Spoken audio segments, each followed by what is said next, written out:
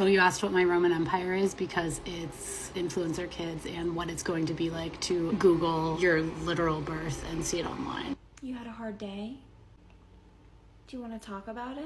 There's an influencer on here who exploits the ever-living crap out of her poor child. This is gross. This baby is 5 hours old. It has less rights than a child actor.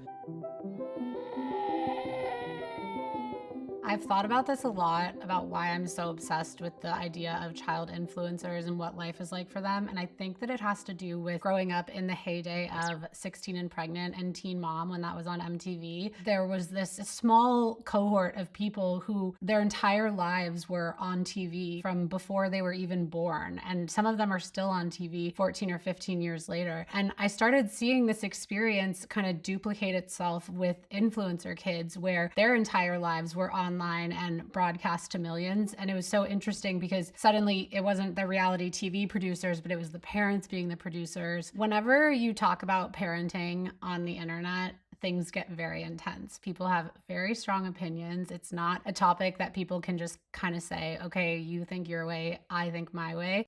As far as reaching out to people, name an influencer family, and I've reached out to them. For the people who currently show their children online, I don't know why they wanted to talk to me. I think maybe part of it is that they wanted to be able to defend their decisions, and they know that this controversy is not going away. Sure, you've seen like in the last few months, there's been this backlash against family and mom influencers. I feel like I see both sides because a part of you is like, am I exploiting my child? Am I posting too much? And at the end of the day, I just want what's best for Gianna. But at the same time, I kind of question like, okay, is a regular mom with 100 followers exploiting her child because her Instagram's off private and she's posting the same content? And it's different when you actually see your name getting tagged in these videos and like people accusing you of that. I actually agree with a lot of the backlash because a lot of family vloggers are in their kids' business constantly. They're showing them in the bath, making them act things that invade the children's privacy when they don't even want to be recorded. So that's kind of where you see the difference between yourself and other mom vloggers is maybe you think other people might take it too far and record too often. I think that other people, they are making their kids work and not giving them money, where my kids aren't doing any of the work. They're just hanging out and getting paid. I think that most of the people that I have come in contact with doing this, they're living the best life ever. If you ask kids in this generation, even Gen Z, like what their dream job is, most of the time they say they want to be a YouTuber or a TikToker. Yeah. So there's a ton of controversial topics I think that moms get judged for. And this is just one more of them. There's this interesting trend in the parent influencer world where some people are actually taking their kids offline. Why will I not be showing my daughter on social media? My husband and I came to a decision today that we're no longer going to show our daughter Seven's face anymore. Even if they created a platform of potentially hundreds of thousands or millions of fans who tune in for those kids, they've still decided to take their kids offline. I know that you have two daughters. I think I vaguely know like around what ages they are, but not really. I don't know their names. I don't know what they look like. So that's a departure from your original content. As my following started to grow, I remember when I hit 10,000 and I just thought my sweet little, she was probably 3 years old at the time. And if I just pushed them out on a stage alone by themselves in front of 10 people they don't know, it breaks my heart thinking about how afraid they would be. And they would be looking to me being like, Mom, what are you doing? Like, what am I supposed to do? And when I picture that in front of 100 people, 10,000 people, I was like, what am I doing? Why am I putting them on the internet when they don't even have any clue what's happening? When I tried to go back and delete videos and just consciously try to stop sharing them. I'm just posting it on my phone and it goes into the universe. Like you don't really visualize everyone who's seeing it. And what that number actually means. Yeah, it's insane. I mean, what's a Taylor Swift concert compared to what the following is? It's tenfold sometimes. It's crazy. My job is to protect them, not to put them out there. We never relied on TikTok or social media in general as a main source of revenue. I've always had a full-time job. My wife has always had a full-time job. Anything that we made, it was just additional revenue that we were able to spend on our kids and put money aside for them and take them on trips and things like that. There was just one trip when we went to Disney that I noticed they were looking for the camera and what to say, and they're enjoying it. But then they would constantly look over to see if I'm recording or if I'm taking a picture. I was just like, what am I I doing? Why am I doing this? And that was it. It was just like, this stop. Since we've stopped, we've lost over 500,000 followers, and every day we lose more and more. If I wake up tomorrow and we have 0 followers, I could care less, you know? When I first started, I wasn't featuring my kids, but as a parent, they're always around. I never thought I was going to end up with a whole bunch of followers or what that would even mean if that happened. And then I made a decision to totally overhaul that and really pull them away from the internet. Tell me about that decision. I think it was the first time I recognized in public as I started to realize that people knew who I was. I didn't want people to know who my kids were. Just the idea, if people can walk up and know who I am, what could that mean for them? It felt unfair to them and unsafe. So I decided to pull down anything that I even saw them in. There were 2 sources who preferred to remain anonymous, and I confirmed their identity, but I call them by pseudonyms in the pieces. We have Vanessa, who is the grown child of a mommy blogger and influencer, and then we have someone that I call Ariana, who was a nanny for an influencer family. The dynamics are just very complex and it's very personal, especially in Vanessa's case. I mean, that's her family, right? So we felt comfortable lending them that anonymity once we confirmed their identity. I used to be a nanny for an influencer family of 3 kids, and I was there for about a year. And what was that experience like? There was always drama. We were always filming, always having to look a certain way. So if you were being filmed, that you didn't come off on the camera looking bad. If you could say anything to family vlogging parents, as someone who has seen the behind the scenes, what would you say to them? To stop forcing their kids to be filmed, because a kid shouldn't have to be filmed in order for you to make money. A kid shouldn't be your source of income. Do you feel like you had a normal childhood? I don't think so. I think being the kid of an influencer, you have to grow up a lot faster than you would otherwise. Just the amount of responsibility that I felt at a young age for things that no child should have to worry about, whether there's food on the table or whether we're making monthly payments on our house or where our next paycheck is going to come from. And a lot of people think that creating content is super easy and that it doesn't take a lot of work, but it is a full-time job, and we have to sit there doing takes until like 1 or 2 a.m. for a picture or a video, trying our hardest to make sure that our smiles were perfectly right and we stuck to the script and all these different things. Being content creators, you're not a kid. You don't get to experience being a kid. You're an employee right away. These kids that are working in social media, their set is everywhere. Their set is 24/7. It's at home, it's at the park, it's at the beach, it's at Disney, it's at the doctors, it's in vulnerable environments and places. Once I saw that, the experiences for them that regular kids should find enjoyable or just kind of dying out for them, that's when it flipped the switch for me. Family influencing and family vlogging is a multi-billion-dollar industry, and I asked these families for the hard numbers on what they're making, and it was really pretty shocking. Some of them are making hundreds of thousands or even millions of dollars a year, and legally, none of the people that I talk to have to save any of that profit for their children. Tell me about the brand deals that you do.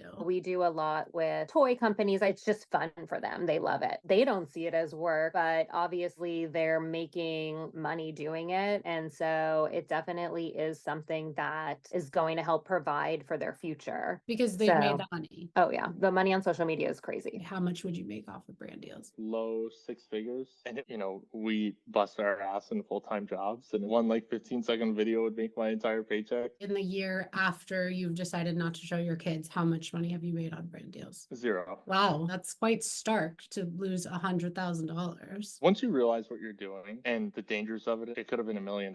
I don't care. Let's say on an average month, how much money do you make from TikTok? Between $3,000 and $7,000. Do you know of another job that you could do where you could make that much money? No, I have a friend who is a manager who's been working at her job for like 10 years. She just got a raise and I make more than her. And she works like 45 hours a week or more. You kind of have to take it with a grain of salt when you ask these influencers how they're saving their money for their kids. But I did ask, and they did say that they had ways to do it. Technically, and I'm not saying that you do this, I'm just saying technically you could keep every single dollar, never give them anything, and that would be perfectly legal. Yeah, no, I think that more laws need to be passed and more states need to protect these kids, because unfortunately, I know that probably does happen quite often. Say we do a brand deal, 20% goes to my manager, 7.5% goes to my attorney, 15% goes to one kid, 15% goes to the other kid. I get a percentage in one of my accounts if I was involved in that video, and then the rest goes into a business account, and then we separate it out. We have another college fund set up for the girls that actually earns interest. If I make a video with the kids and it's about just one kid, or if it's about just two kids, I will share the money with them. I have a video right now where I'm comparing two of my daughters, and my younger daughter said she kind of felt embarrassed about it because it seems almost like I'm insulting her. And it wasn't my intention, but because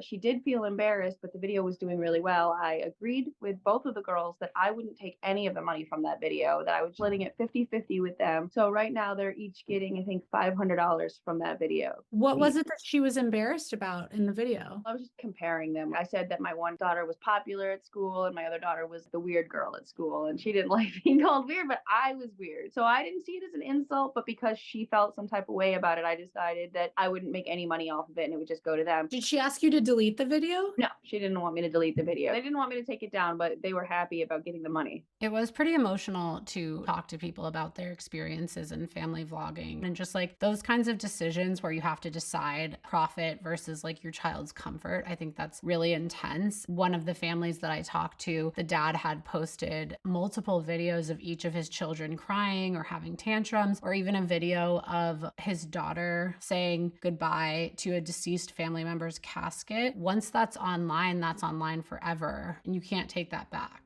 I feel like a lot of things have been on display that would just make me feel embarrassed or even ashamed. There was this one time we did a paid blog post social media partnership with a sanitary pad company, and I had to pose with the sanitary pads and like do a video of them and talk about like my period experience. And that was so mortifying to me, being only like 14 at the time. I just felt like I wanted to like crawl into a hole and never come out. I've come across a lot of people in college that know my mom from her blog, and it's always such a weird experience for me that other people know me and perceive me in a specific way. I have no control over my image or my voice or my story. So just knowing that that's out there forever is just overwhelming. It's hard to conceive sometimes even. So right now we're like totally in the wild west of this unregulated multi-billion-dollar industry, which is just bananas because we're decades into this industry. It's not new. People have been making money off of parenting content and child content online for decades now. Charlie bit me.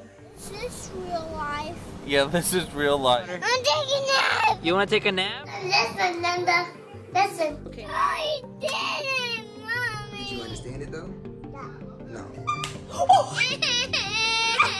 And it's totally legal in 49 states in this country for them to reach the age of 18 and not have a dollar set aside for them. I do think there's legislation that's needed here for not only the monetary gains of the children involved, but also ideally for privacy protections for them. Part of the legislation says that parents who feature their kids in content that makes a profit online would have to save a certain percentage of that profit for the child and hold it in a trust until they're 18. In the spirit of building on some older laws that have been around for a while to protect underage actors, for example, we are trying to do some lawmaking that protects the financial interests of the kids that are part of this content. We're moving some content creator and protection bills, one in particular that basically looks to protect the financial future of minors who are prominently figured in the content that their parents or guardians or others are clearly in control of. It is long past time that we try to get in front of this and protect minors from exploitation, financial or otherwise. But I think there's this false sense of control because even though you control what you put out on the internet, we all know that you cannot control how the internet reacts to it and how the internet reacts to your child. The scary side of things that are coming out about people saving photos of your kids and keeping them on their computer or pretending to be you and making false profiles. I feel like those stories and informations are a lot more at the forefront than maybe they were 5 or even 10 years ago, you know, when the LTK and blogger girlies were taking off. Maybe we're just becoming more aware of it as social media becomes more of like a job for so many people. We had Adria, the mother behind the Garza crew, and she put up a video about her young twin daughters being young Gen Alpha skin influencers doing all this skincare. And the backlash was super swift. Like it went like massively viral. And when I talked to Adria about it, she was like, that was satirical. We were making fun of the whole thing, but nobody on the internet took it as as satirical. So for me, that was really an example of how you can't control the content, how it lives once it's outside of your phone, because everyone was really upset with her. At this point, I feel like I'm allowing them to explore their creative side and act in an atmosphere where I get to control it versus Hollywood. Do they see it like that? Oh yeah, they know 100%. They're Interesting. actors. That's what they tell everyone. It's like Gen Alpha acting. You don't have to get on Disney Channel. You just get on TikTok. Exactly. Exactly. The protections exist now for child actors, deal with actors who are under contract. And as we all know, if you're underage, there are other laws that come into play about when and how you can even work at all, no matter what your job is. None of that exists for minors who are either the subject of the content that's driving all of the monetization around this, or whether they're actually producing it as minors that are a little bit older. This is not like they're just famous on TikTok. There's not really a delineation between celebrities and influencers like there used to be. Influencers are celebrities, which means that influencer kids are celebrities, and they're being recognized, and their actual everyday lives are being affected by this level of fame that their parents have sought out or somehow found online. How has your life changed with all this TikTok stuff? It was changed tremendously. I'm just going out to Target and buying a pack of diapers, or like going to the mall and people are coming up asking to take pictures, asking to even like go as far as holding Gigi. It's like everything honestly has changed in a sense. There's no real privacy, but in the best way possible, I would say. We've had people drive past the house and take pictures and take videos and swear at my kids. We get recognized in public. As long as they're friendly, I'm usually okay, but I don't know if they're going to be friendly. That's the thing that's scary about it. For all I know, it's one of the haters that is like, yes, my time has come. Now I can hurt her family. You know what I mean? How does that feel to know you're being recognized when you're just like living your life? Partly fun because it's like, hey, cool, they recognize me, but also scary because, like I said, if I have my kids with me, I have no way of knowing friend or foe. We get recognized everywhere we go now. One of my daughters and I, we were in Dubai and we got swarmed at a mall there. And I was shocked because we're in a whole nother country across the world. And then it kind of snowballed. A line kind of formed of all these little teens and tweens wanting to get a photo with me and Haven. So I will say, like, in person, it's been nothing but positives. And it feels reasonable to imagine that if you're putting this content out for tens of millions of people, that there are going to be people with less than savory intentions. I used to kind of like post right away where I'm at or something like that. I don't do that anymore. Like normally I'll take a few days to post a video that I may have edited days ago. It's a bunch of precautions that you just have to make sure, like when I'm unboxing, don't want to dox myself. Things that I always saw creators worry about. It seems so simple till it's you and you're having to figure it out. What kind of stuff do you try to keep off the internet? I really won't post her like, eating her food or anything too often. I'll never post her in a diaper. I hardly will ever even post her in a onesie. People can be crazy, so I just try and keep her fully clothed, and that's it. So there's things I've changed specifically that since I have a big following, I just can't do anymore. I used to post them swimming in the pool all the time. And that's the kind of stuff where I'm like, well, I'm not going to post that anymore. One of my daughter's dances, but I don't post her dancing very much. Like maybe 4 times a year, I'll end up posting her dancing because she still is proud of it. I'm proud of her. I want to share her dances. But again, we have a large audience and I don't necessarily want to be putting her out there in a way that's going to elicit any weird people at all. There's going to be sick people in the world, and I'm not going to let the small percentage of the freaking sickos out there dictate how I live my life. And there's also the mental health aspect. A few of these parents said their kids are now old enough to read the comments, and the comments are not always kind. I do regret that people know who they are, but at this point, I feel like I can't erase the digital footprint. I can't take it off. It's already there. I would have hid a lot of things if I could start over. I would never tell people my real name. I would never tell people my real location, which is crazy because people almost expect that everything you say has to be real. Like if you dare say something that, you feel is private, you don't want to put what's really going on out there, people will be like, we caught you in a lie. In social media, I don't owe you shit. I don't owe you anything. I can say whatever I want. This story is just beginning. In my eyes, this really is the story of this generation. And it's the child influencers who have already been lost to the lack of regulation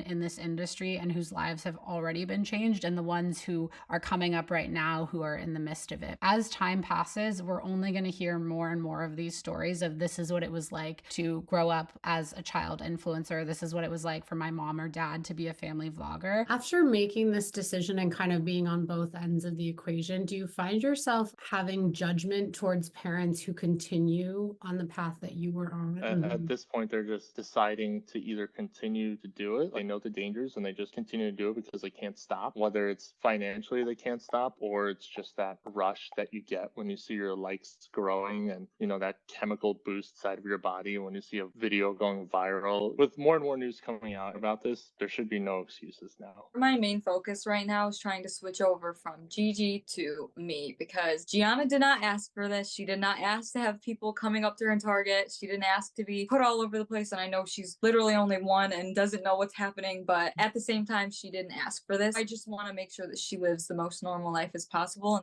And I've seen how it can affect these kids and how they feel later about their childhood. And I think that in the 21st century, one of the best things we can give a child is a brief online footprint